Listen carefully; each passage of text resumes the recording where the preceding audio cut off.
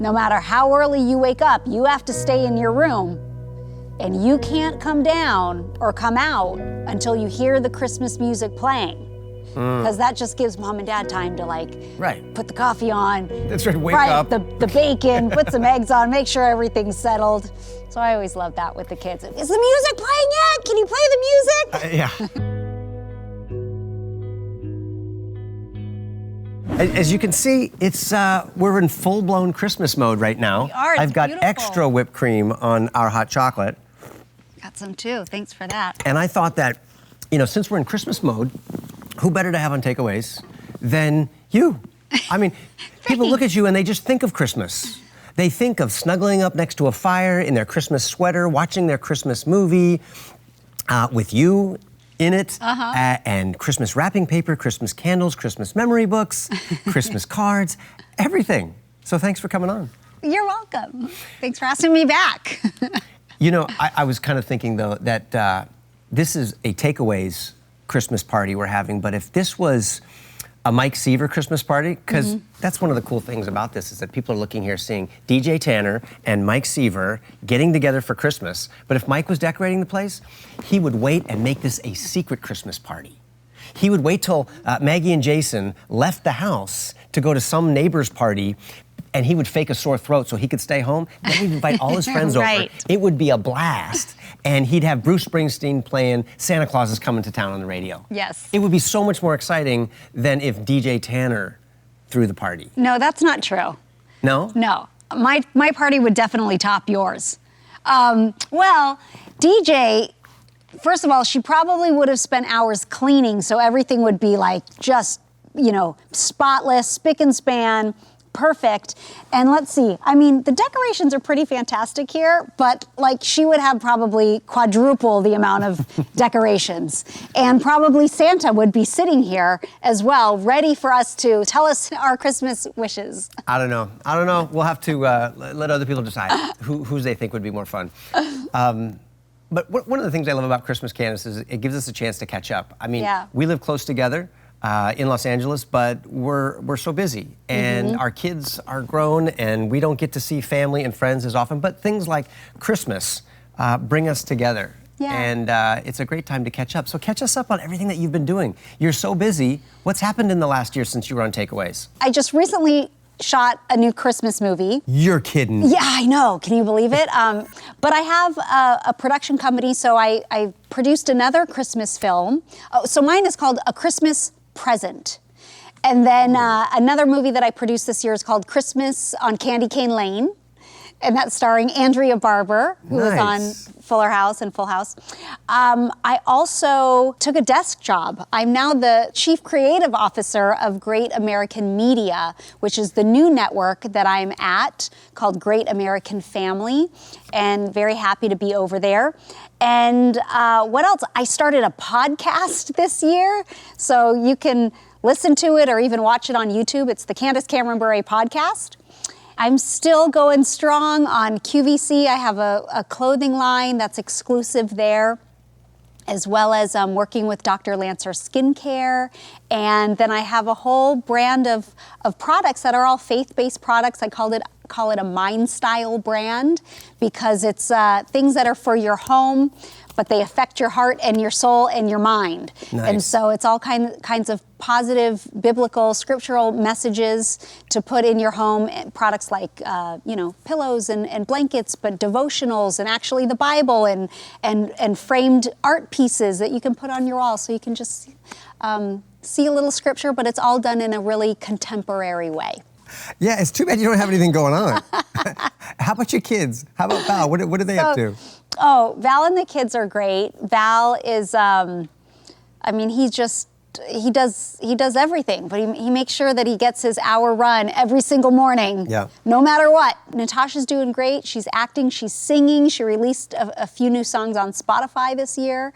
And Lev just graduated university, and he got a BS in Biblical and Theological Studies. Yeah. And Max is doing great. He's still finding out what he wants to do. Yeah, and finding out who Max is. I love all of your kids. Candace, I thought it would be fun if we opened up some presents that I'm going to call Gifts from the Cameron Christmas Past. Ooh, okay. And talk about what these special, significant gifts are for us as kids. Okay. All right, you've got the first one. It's right over there in the box.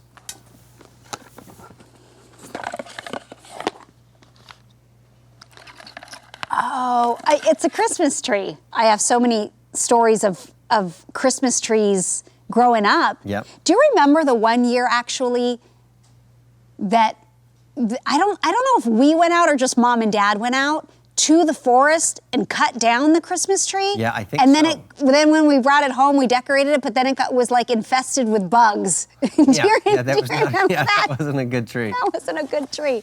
And then I think my favorite tree though was from Grandma Jean. Yes. And Pop Pop. That's what I was hoping you'd remember. Yeah. So they had this tree in their house that was like, it snowed.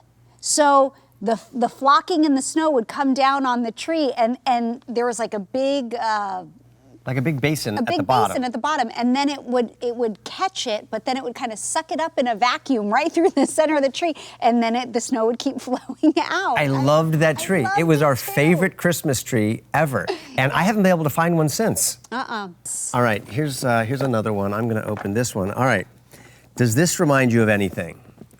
These bears, these big bears. Yeah, that reminds me of all of our Christmases in Big Bear. That's right. Big Bear, California. So we had a home there. And here we are in California, and you think of the beach and mountains and surfing, but here it was snowing. There was a big lake in front of the house, and we would go up there to go on the Alpine slide, remember? Which would be this slide that would go down this snowy mountain. But that house was a gathering place for all of our friends and family, and we had so many adventures and great Christmases there. We did. So many people. That's what I remember most, is because it was always so full in there. Aunts, uncles, cousins, friends from all over. Even some, over the years, even some families from Make-A-Wish. We had some special people that would come up, and it was just like a revolving door. Everyone would be up there, and we kind of all pick a day to go skiing, and Mom would stay back with some of the other ladies, and they'd be cooking dinner. Do you remember the time when Mom rescued your dog?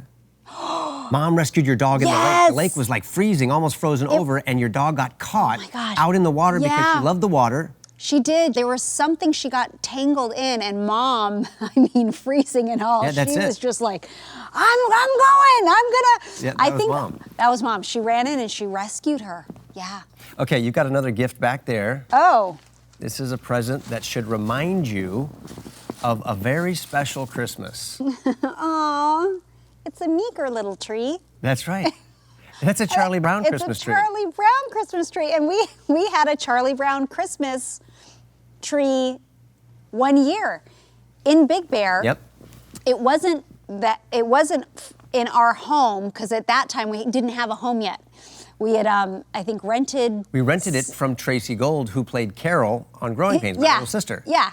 And it was her house, her family's house. Yeah. So we actually, I believe it was Christmas Eve, and we'd only gotten up there the day before. And so on Christmas Eve, we drove to the tree lot thinking, oh, we'll just get a tree. Yeah, because we didn't have a tree yet. And it was closed. There were no trees. It was like, who's buying a tree on Christmas Eve? And it was so disappointing. And there were a lot of us there. And I remember with cousin Megan, and a couple other of us, we went and we just got the branches from the pine trees that were laying on the ground, and we gathered as many branches and sticks and pine cones as we could, and we taped the branches on the wall. And then we just stuck some popcorn on them so we could decorate it, and we had this Charlie Brown Christmas tree. Isn't that great, though, that you don't have to have this great, big, beautiful Christmas tree in order for it to be special? These are the kinds of things that I don't even remember the great, big, great Christmas trees. Yeah. We remember the Charlie Brown tree. Yeah. So cute. All right, check this out. You have another one? We have, it's right here. It's the Nativity. And yeah. I don't know if you remember this, but we had a nativity in our house every year. Mom would put the nativity and the baby Jesus under the tree or on the mantle every year, and she would say, oh, this is baby Jesus. This is what Christmas is about. But I don't think we ever really understood it. We didn't really go to church as a family. We didn't talk about God. And it just seemed like this mysterious religious part of Christmas to me, but I never knew what it meant. Yeah. What was it didn't like either. to you when you were little? I'm trying to think, because I kind Do you of even I vaguely remember the Nativity being out, but even if I can kind of think about it in my memory, I didn't know what it was about. I didn't give it much thought. I'm kind of like, yeah, I guess maybe there was one out, but it was definitely not the focus. Out of the focus. Yeah. And now I think, my goodness, this is that's everything. the whole to me. reason. In fact, my nativity in our house is up all year long. It's on a shelf in the kitchen, just because, I don't know, I feel like of everything that I want to have as a decoration, I want to remember that here's this little baby who was born to die. From that eternal perspective, the Father, Son, and Holy Spirit knew that that was the plan. From the moment he enters into the story, he is a baby born to die, and King Herod was all out to kill him. He had all the young boys murdered in an attempt to kill him, but God preserved him so that he would die at the right time so that the rest of us could live. And one pastor pointed out to me that the word manger is a French word, and you think about Jesus was born in a trough, in a manger, and then later he says that I am the bread of life. Yeah. That if we eat of the bread of life, we won't ever be hungry again, and we'll never die. You think, wow, that stuff is just mind-blowing. Yep. And you think like, wow, God had all of that packed into the Christmas story from before the foundation of the world, and we get to discover it all now in fresh new ways every single year. Let's talk about favorite memories of Christmas gifts. You go first. Okay, my favorite, gift as a kid was hands down my pink bicycle. My first pink bike. I learned to ride a bike, and it was little. It had I'm pretty sure it had white streamers on it and a little white basket in the front. And our street that we grew up on was a very slight little hill. It felt huge though. Yeah, it did. So I went up to the top of that. Dad helped me learn to ride the bike, or maybe it was Mom. I'm not sure, but I think it was Mom. I remember like someone finally letting go. Yeah. I was like, you can let go, you can let go. And they're like, I already did. And I was like, Right. I'm doing it. Oh, it's the best. I remember that hill because I went down that same hill on my little yellow skateboard that I got for Christmas one year, and I think it was you riding the bike. No, it was Bridget. She was riding the bike in front, and I was holding onto a rope tied to the back of the bike, so she was going extra fast, and she went off the jump that we built in front of the house, and I was on the skateboard. I hit the plywood, I fell off, and I broke my arm. I remember. You remember that? Yep, I remember that. Yeah, little hill, but it felt huge back then. One of my favorite Christmas presents was, more than anything, I wanted a surfboard because Uncle Frankie would take us to the beach, and I'd always body surf with Dad, but I wanted to get on a surfboard and be cool like Uncle Frank. And one year, we went out, and by the Christmas tree, wrapped up was a giant red surfboard. Aww. And I was so excited about this because I was from California. I had to be able to surf, and Frankie would teach us how to surf in Grandma and Grandpa's swimming pool. He tied a string to the front of the surfboard, like where the leash was. In the deep end, I would lay on the board, and then he would pull the surfboard as fast as he could across the pool to the shallow end. And by the time we got to the other end, I had to like pop up and get into my surfing stance. Oh, no way. Yeah, and that's how I learned how to, surf. Oh, that's cool. I didn't realize that. Okay, how about the gift of Mom's Christmas cookies? Oh, that's the best gift of all. Everybody wanted that gift. Yeah, still today. Everybody still wants that. Yeah. Those gifts. And when we would go to the set at Christmas time on Growing Pains or Full House or anything that we did, Mom would always bring a giant basket of cookies. She'd spend all day the day before, maybe 2 days, and have like 200 cookies. Yes. 300 cookies. And Mom's cookies are so thin. They're chocolate chip lace cookies, so they don't compare to those. No, these are sad representations of chocolate chip cookies. Mom's, you could fit 10 cookies in the width of that cookie. Hers were so thin. Maybe not 10. Okay. Maybe 2 or 3. They're so thin. It is a secret recipe. Still, I have it. I know it. You have the recipe? And Melissa and Bridget, our sisters, know it. Yeah, I make them. Yeah, you make them. I make them. Not as good as Mom.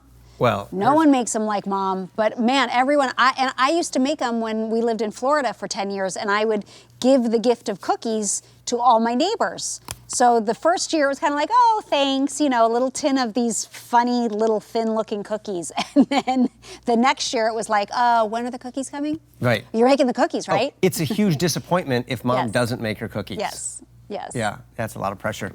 How about favorite Christmas traditions? I know you guys have some at your house. We have some at our house. Mm-hmm. I'll go first with one of my favorites. One of the things I like to do is every Christmas morning, since the kids were little, we would send them up the stairs where the boys were, and they had to sit on the stairs where they couldn't see the Christmas tree because it was around the corner, past the kitchen, into the living room. And that was when Chelsea was getting the lights all set up and everything. And I would always walk over to the bottom of the stairs. I'd look up at all 6 of our kids sitting there so excited. And with this sad, sad face, I would say, well, kids, I have some bad news for you. Santa's very busy. He has lots of children to make toys for, and we can't blame him if he misses a house here and there. He's been so good to us in the past. We just need to be thankful, even if all we get is one present this year. And I would say the same thing every single year. I still say it. My kids are 25, 24, 23, 22, and they still sit on the stairs. We still take the same picture with the same hot chocolate mug, and I tell them the same sad story every single year. That's so funny. I love that. How about you? Val, my husband, is such a good chef. I mean, he is such a good cook.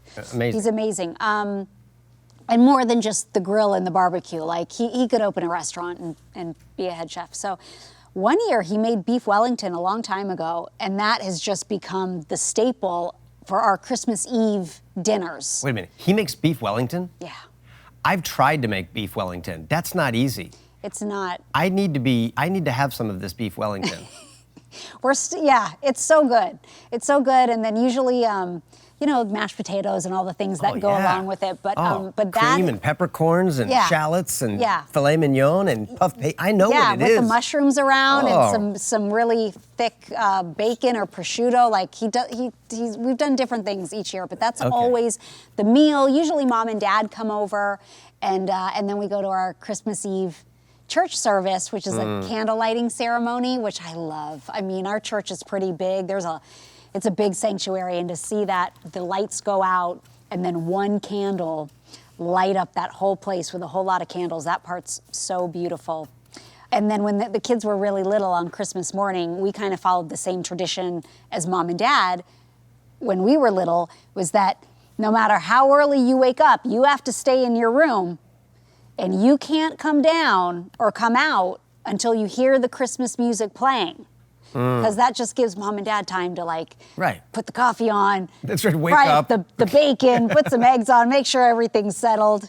So I always love that with the kids. Is the music playing yet? Can you play the music? Yeah, right.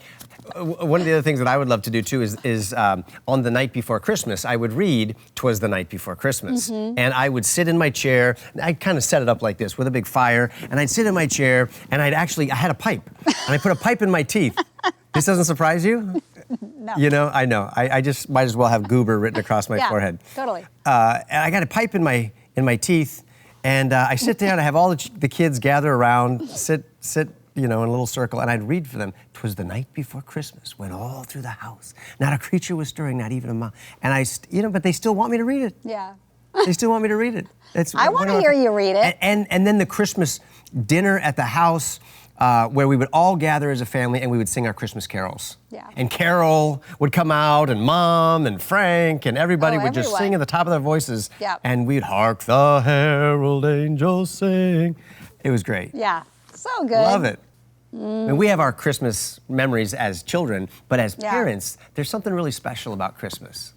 Yeah, it's so different to see it through the eyes of a parent. And, of course, the first thing that the kids are always excited about are the gifts they're going to get. And you want to surprise them in that way. And, I have some really great memories with our kids.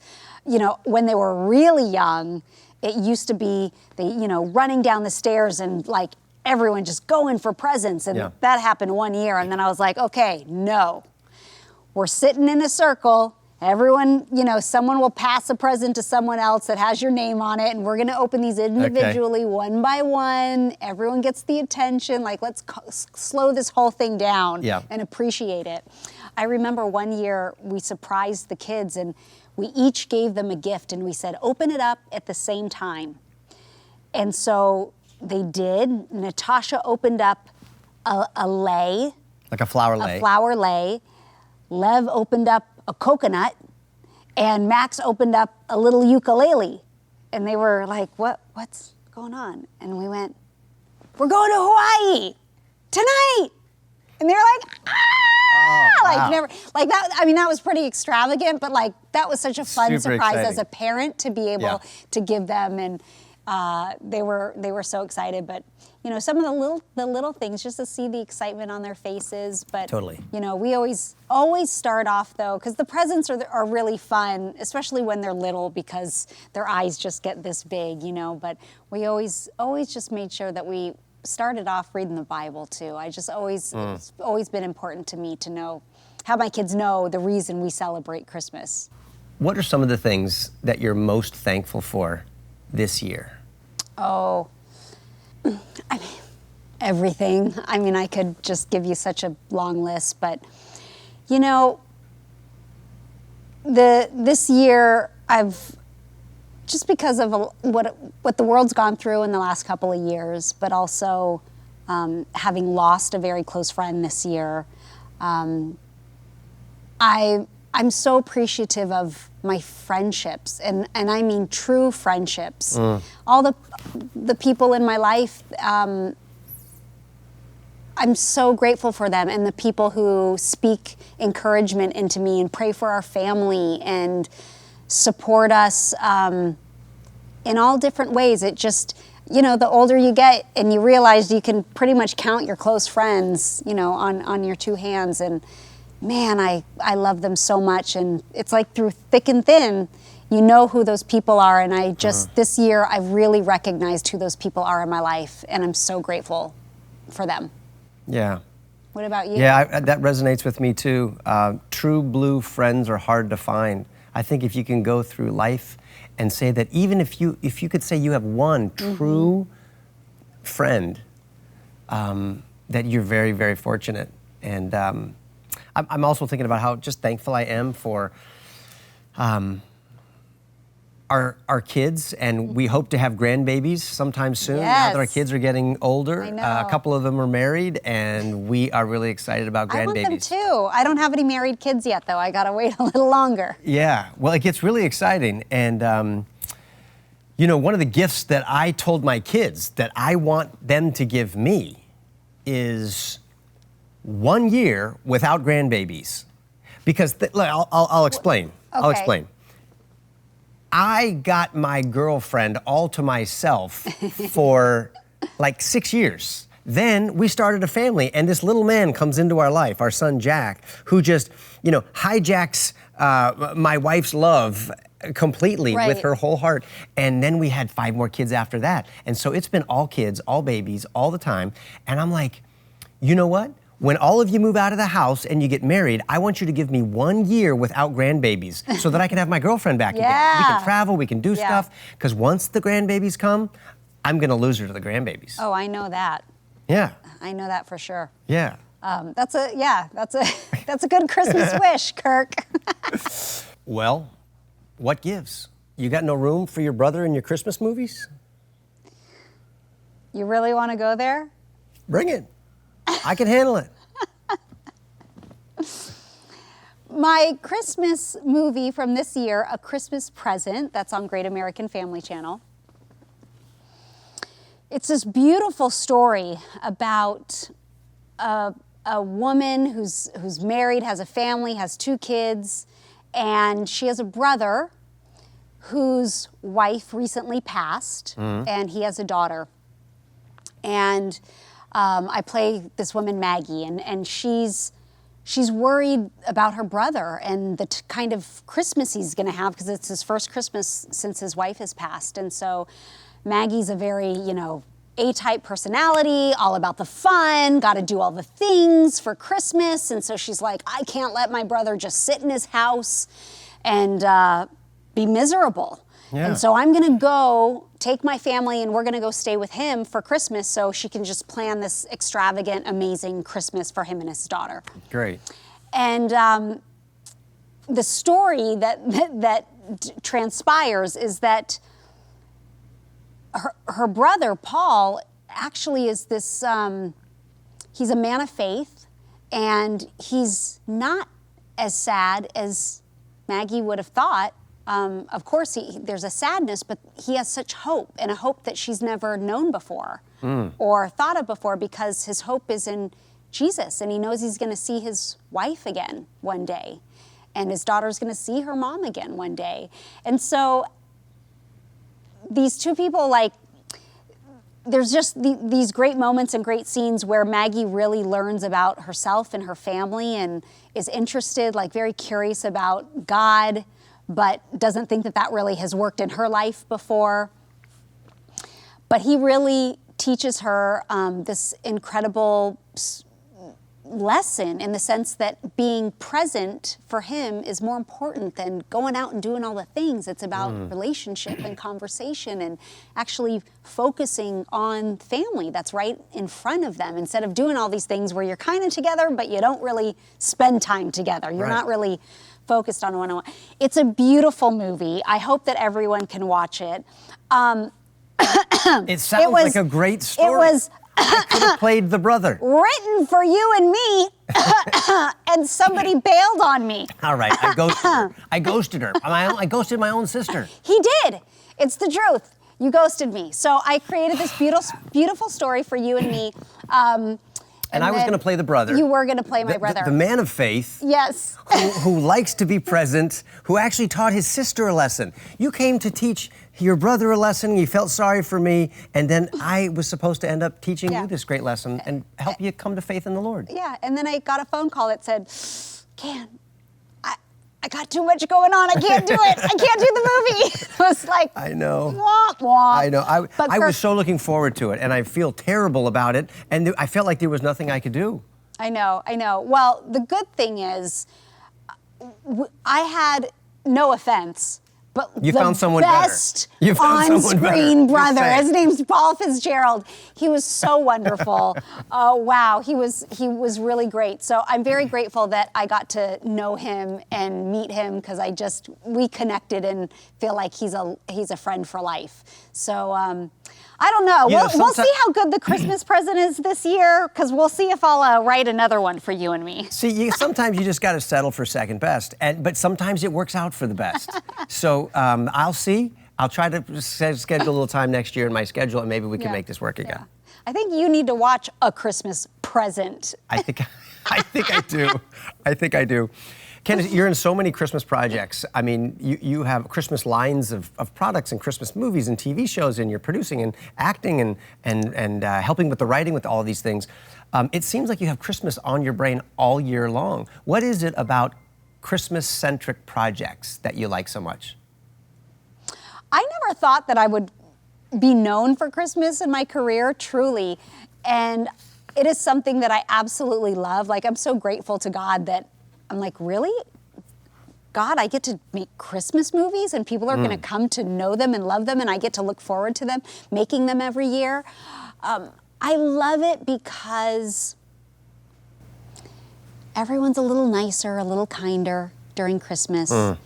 It comes with so much emotion. It comes with happiness. It can sometimes come with sadness, but often from missing people in our lives. It comes with remembrance.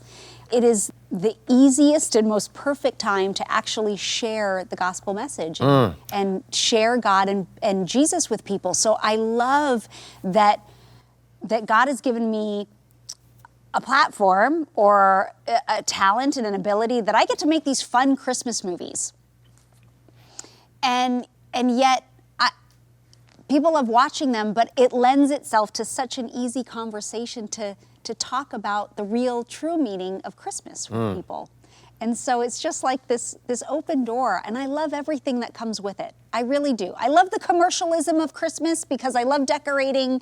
I love the Christmas tree, and I love the foods and the smells and the music and the drinks and all of those things. Yeah. But all of that is really just the fluffy, beautiful part that I get to tell the actual, real, beautiful story and give the real gift. I love of that. God.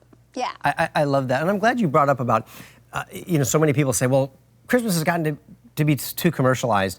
I heard one pastor point out that he said, when people say that Christmas has just gotten to be, it's too materialistic. It's not about materialism. And he pointed out, he said, but those who want to just keep Christmas in the spiritual realm have to remember that we have a God who created a material universe, things that we can hold with our hands and bodies that actually eat and taste food and smell incredible fragrances and aromas. And so if our Christmas can't be downloaded into turkeys baking in the oven and fudge on a plate and hot chocolate with whipped cream piled high, well then what kind of a Christmas do you have? Right. Let's just celebrate.